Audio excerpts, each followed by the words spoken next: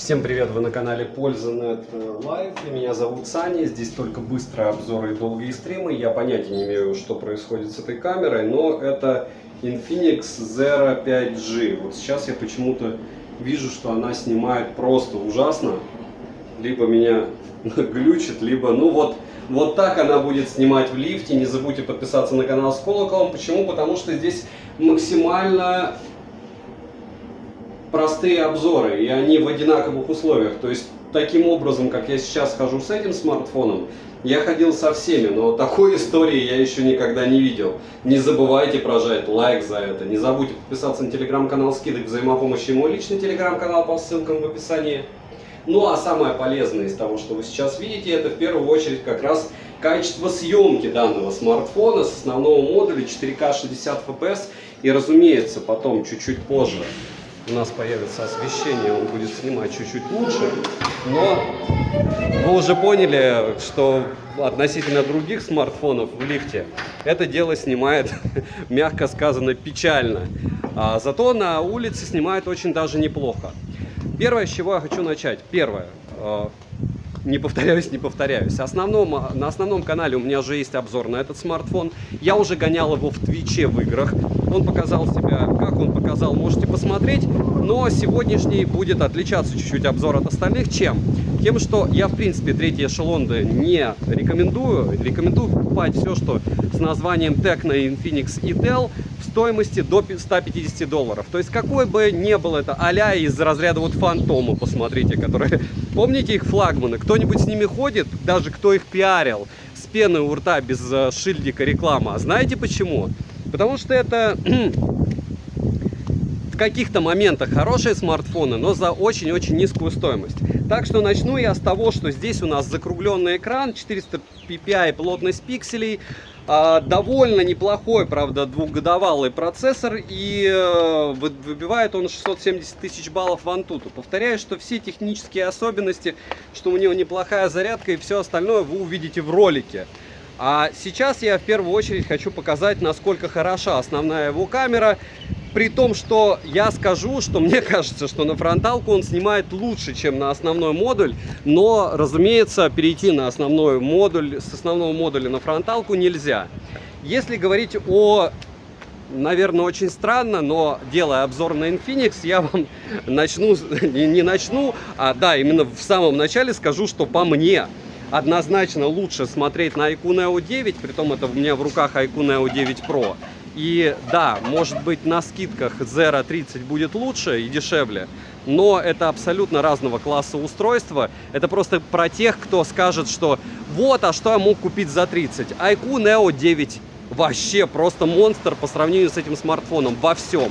И вторая альтернатива — это сейчас, в принципе, как и когда этот Zero 30 продавался, у Poco и у Xiaomi всегда идут распродажи. Вот эта вот штука — это Poco X6 Pro. Сегодня я в канал скидок кидал 24 400 рублей. Рвет это дело по полной программе, продадите без проблем. И рядом Infinix, к сожалению, не валялся.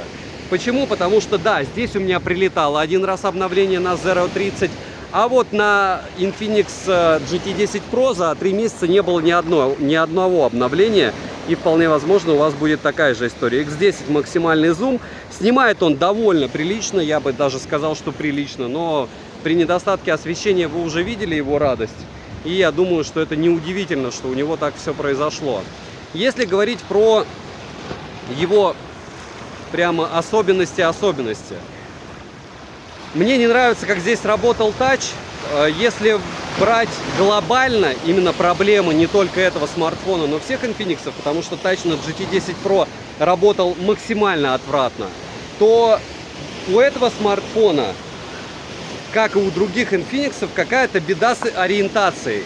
То есть у вас идет горизонтальная ориентация и потом вертикальная. Он залочивает, во-первых, у тебя вроде бы он горизонтально смартфон, а он держит вертикальный, и менюха у него довольно колхозная, мягко скажем.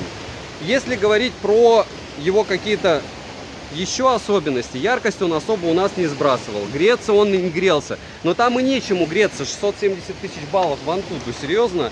Процессор у него технически двухгодовалый, но никаких претензий у меня к нему тоже нет. Вообще у меня претензии к нему только с точки зрения цены. Я сейчас объясню, в чем идея, и в принципе можете обидеться на этот обзор, потому что у меня здесь не так много эмоций, как обычно, не так много информации. Потому что как можно долго разоряться? Про GT10 Pro я все уже сказал, что думаю о Tecno. Но как можно выбирать из третьего эшелона, который стоит дороже, чем первый эшелон, третий эшелон? Я повторяюсь, что Tecno, опять же, как вы мне напишите, в магазинах продают на первых полках, потому что они платят за рекламу, а не потому что они супер хорошие.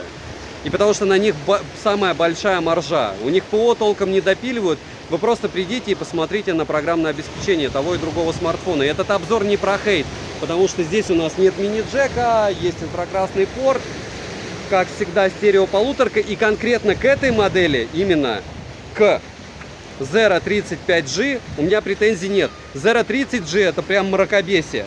Вот эту штуку я, кстати, посмотрел, я покупал его за 23 тысячи. Примерно за 18 я его продам. То есть я не так сильно и проиграл. Но те, кто его покупали за 32, друзья, ну потом вам придется, уже через 3 месяца после старта, вам придется его продавать за 20. Будет ли то же самое с Poco X6 Pro, который сейчас стоит 24? Через 3 месяца он будет стоить 17? Нет. Вот. И вся вот философия моего канала, как мне пишут, у тебя канал про покупки. Да, потому что любая железка должна стоить каких-то денег, ни больше, ни меньше.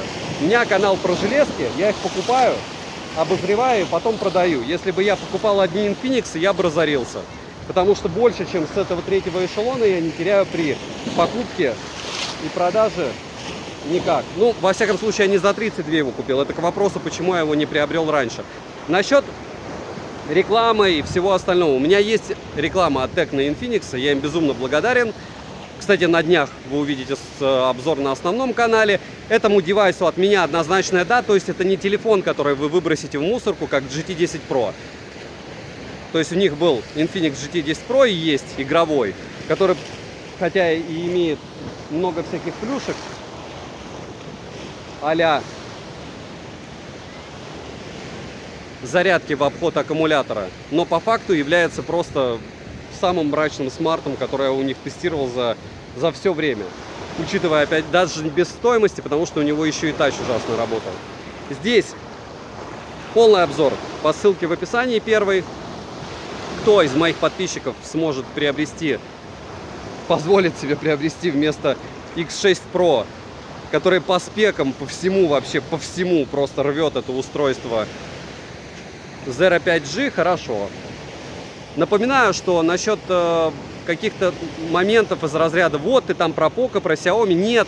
В феврале будет у нас презентация Realme, и они тоже будут на скидках, и они тоже будут цвет, блеск, красота. У них будет нормальное допиленное ПО, и не факт, правда, что они будут лучше, чем суперфлагманы, но все равно. И вы их потом сможете, не окирпичившись, продать. Надеюсь, идея ясна, я выжил все, что мог из этого смартфона. Долго не делал обзор одним кадром, но лифт вам показал, как он может снимать. Девайсу, если вы приобрели, я не думаю, что он у вас завтра помрет, однозначно да. Добра и удачи вам, дорогие друзья.